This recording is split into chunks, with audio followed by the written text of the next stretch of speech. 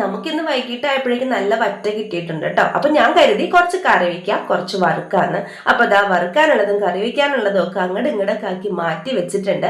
തേങ്ങ പൊട്ടിക്കുന്ന ഒച്ച കേൾക്കുമ്പോ തന്നെ ജോക്കുട്ടൻ ഫസ്റ്റ് പ്രസന്റ് വെക്കും. പിന്നെ ഈ ഒരു കാര്യത്തില് തേങ്ങാ വെള്ളം പകുത്തു കുടിക്കുന്ന കാര്യത്തില് രണ്ടുപേരും ഭയങ്കര ജോയിന്റ് ആണ് കേട്ടോ.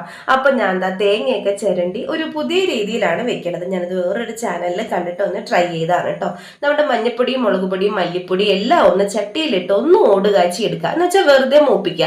പിന്നെ നമ്മുടെ പച്ചത്തേങ്ങ അരച്ചത് ആവശ്യത്തിന് വെള്ളം ചേർത്ത് ഒഴിക്കുക, ഇഞ്ചി ഇടുക, പച്ചമുളക് ഇടുക. നമ്മുടെ പറമ്പിലുണ്ടായ 4 കാന്താരിയാണ് കേട്ടോ, ചുവപ്പ് കളറിൽ. കുറച്ച് ചെറിയുള്ളി ഇടുക, പിന്നെ കൊടംപുളി ഇടുക.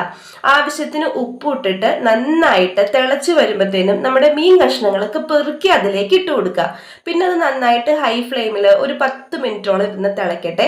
ഏറ്റവും ലാസ്റ്റ് കുറച്ച് കറിവേപ്പില ഇട്ട് കൊടുക്കുക, അതിലേക്ക് പച്ച വെളിച്ചെണ്ണ ഒഴിക്കുക, ഫ്ലെയിം ഓഫ് ചെയ്യുക. അപ്പൊ വറുക്കാനുള്ള മീൻ ഞാൻ മാറ്റി വെച്ചിട്ടുണ്ട് കേട്ടോ. പിന്നെ നമുക്കൊരു തോരൻ വെക്കണമല്ലോ. അപ്പൊ ഉള്ളിത്തണ്ട് തോരൻ വെച്ചത്, കുറച്ച് ഉള്ളിത്തണ്ട് തോരൻ ഞാൻ രാവിലെ വെച്ചുള്ളൂ. അപ്പൊ ബാക്കി തോരൻ വെക്കാൻ വേണ്ടി ഞാൻ ഉള്ളിത്തണ്ട് എടുത്ത് അരിഞ്ഞെടുത്തിട്ടുണ്ട്. സാധാരണ ചെയ്യണ പോലെ തന്നെ ഉള്ളിയും മുളകും ഒക്കെ വാട്ടി അതിലേക്ക് ചെറുതായിട്ട് അരിഞ്ഞിട്ടുള്ള ഉള്ളിത്തണ്ട് ഇട്ട് കൊടുക്കുകയാണ്. ഇത് അവിടെ ഇരുന്നൊന്ന് വേകട്ടെ. ആ നേരം കൊണ്ട് നമുക്ക് മീൻ വറുക്കാനുള്ളതിലേക്കുള്ള മസാലയൊക്കെ പുരട്ടി നേരെ ഫ്രിഡ്ജിൽ വെക്കാം.